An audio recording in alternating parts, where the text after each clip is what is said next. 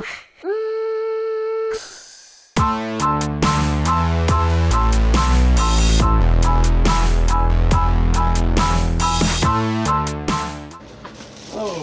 guys, what we're gonna do today, made a little Walmart run for supplies.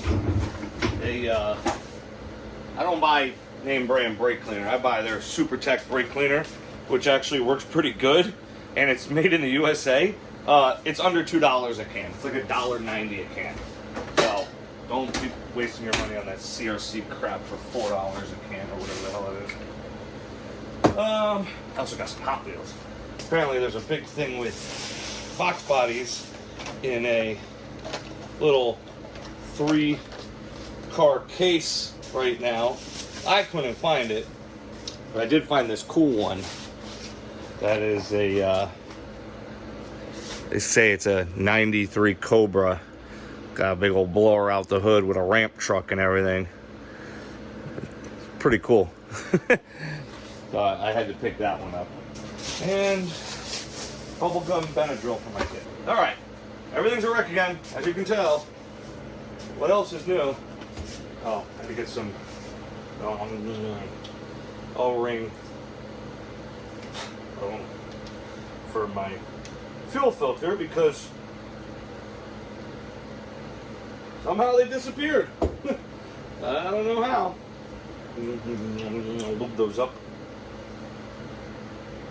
That's how you get coronavirus. You know, one thing I don't like about this Magnum fuel filter is they put this hex on here to hold it, and it's fucking massive. It's like an 1.25 inches. I think it's like an 1 inch squared. I don't know, 1 1/8. Yeah, 1 1/8 wrench, and it don't fucking fit. Ugh. Oh, this is the pre-filter for my street pump. Here's the street fuel setup. The 4303 works great. It's a continuous duty pump. You can use it for street use. That goddamn thing is so freaking loud. I'm tired of hearing it. And it'd be maxed out pretty quickly. You know, you're good. I mean, people got dyno numbers, but we know about dyno numbers being false and everything. But 900, 950 is a safe bet on a 4303. If you remember my buddy Dave with the other green notchback, he went 770 on a 4303 and this AEM 400. But he's going cable drive now, so I got his 400. His 400 for street duty. So he's still got my 4303. I need to get that back so I can actually install that. But we can start it, drive it, and everything on this because this is on ethanol. It's good for about 700-ish, and on pump gas is good for like 950, but I was right. It is 1 1/4 inch. That's what we'll do. Put this like this.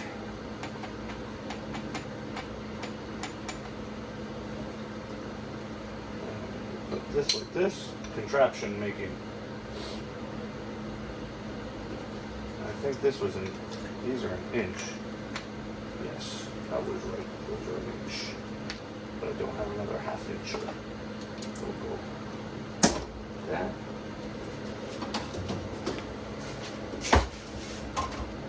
I need to buy some bigger wrenches, but it's very rare that I need something that's 1.25 inches. That'll be a Harbor Freight thing. I mean, the big wrenches I already have are Harbor Freight, so I'm not spending $500-600 on a Snap-on set. That's just absurd. There's my street setup. This sits in the back of the car like this. This comes out of the fuel cell. The car will be running on this, driving around. And the 4303 will come on, like 5 pounds of boost, I'll have that come on. When the 4303 comes back in, this hose is going to change.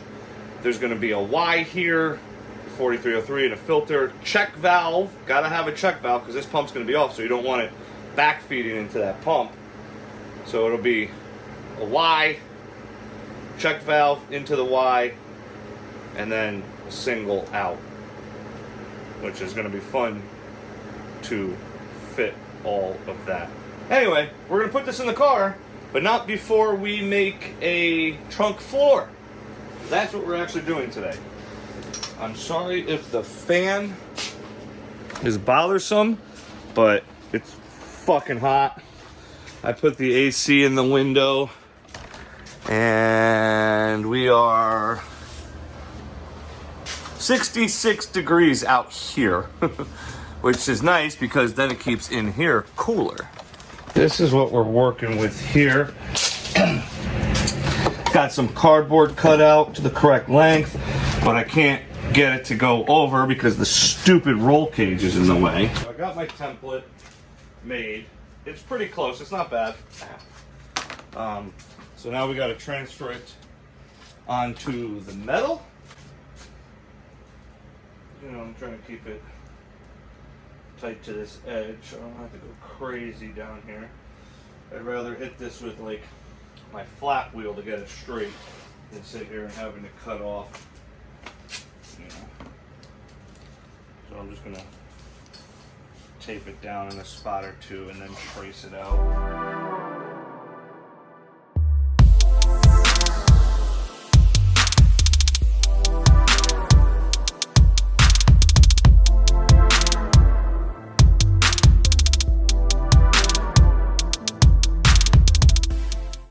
I've definitely made a mess, but I think this thing's ready to go in for good. Like I said before, I had to put spacers on because some of the bars are lower. So up front here was just a couple of nuts that fit perfect, and what I did is I just drilled them out. And back here, okay, they're cool. I had some solid 1-inch rod that I machined out with my drill press. That sucked. You know, I had like 12 different drill bits to get to this side. I mean, this is heavy when it's solid, so I didn't want all that weight on here. You know, every ounce counts, they say. So I machined those out. It took about an hour to do both of them. Makes me want a mini lathe really bad. I cannot wait till this is done because, oh man, everything's a goddamn mess right now. I didn't show you guys, I didn't bother to record fitting this panel. It was in and out a dozen times. Trimming ever so slightly. I went a little too big on the front here where my cell sits. So what I think I'm going to do is I'm just going to take a piece of vacuum hose, split it, and glue it in right there. Other than that, it fits great. What I'm going to do now is I'm going to stick this in the car. I'm going to bolt the fuel cell down so this thing doesn't shimmy. I'm going to start getting this thing burned in, which I'm not looking forward to. Well, back here, I should say. It's gonna suck. And my flashlight died under the car. Son of a bitch. This isn't as heavy as I thought it was gonna be. It's probably somewhere in the north of 12 pounds, I think. That would be a very good estimate. Oh yeah, those spacers. Cat's ass, man. Now here's the part that sucks. The fuel cell barely fits in. Yeah, I mean, it doesn't fit in, let's put it that way. I gotta give it a little whammy. Might not even fit in now with those spacers holding it up. Parachute holding me up.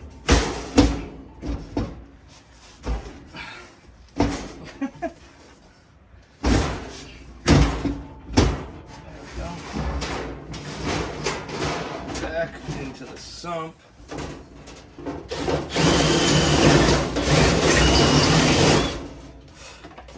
Nah, not my fruit punch.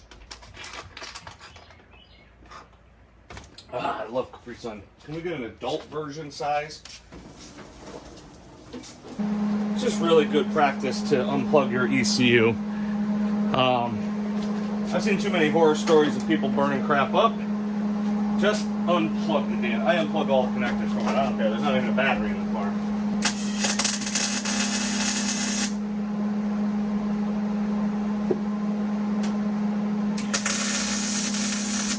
I got the floor all welded in.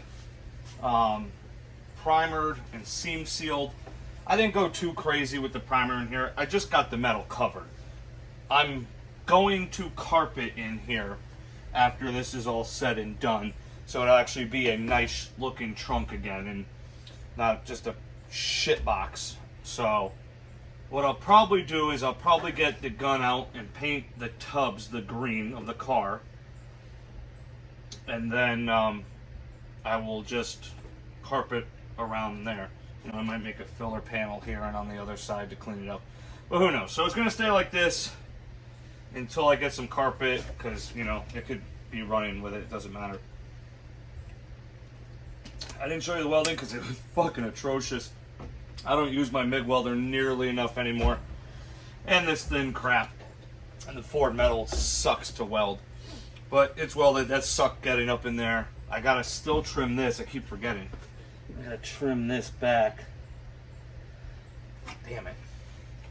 And I seam sealed underneath, and I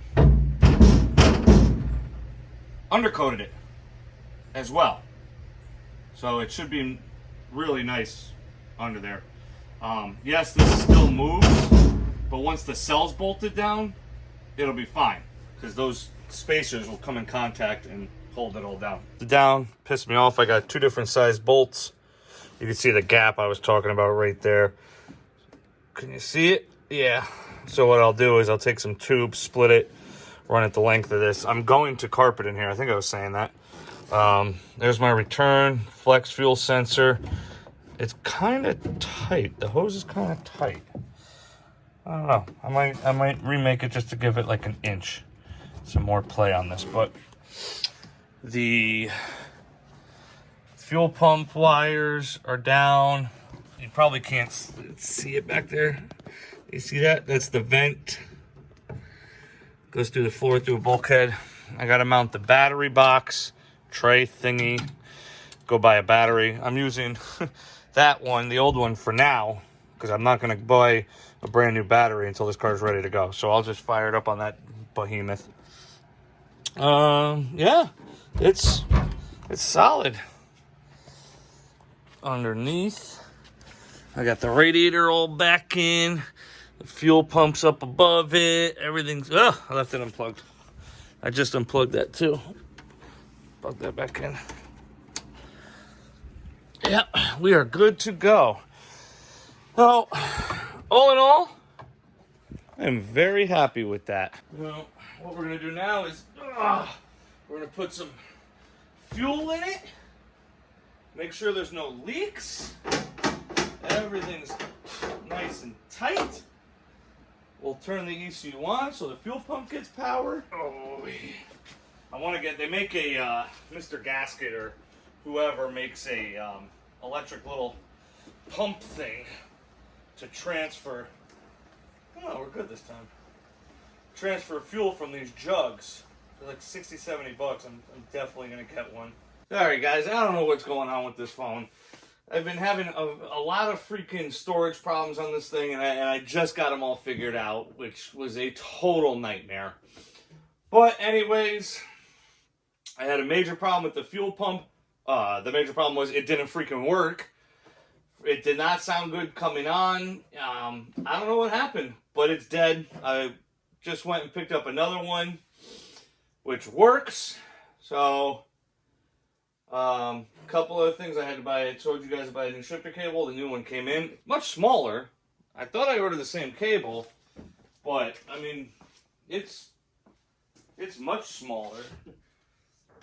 I don't think it'll be an issue because it's just a shifter cable.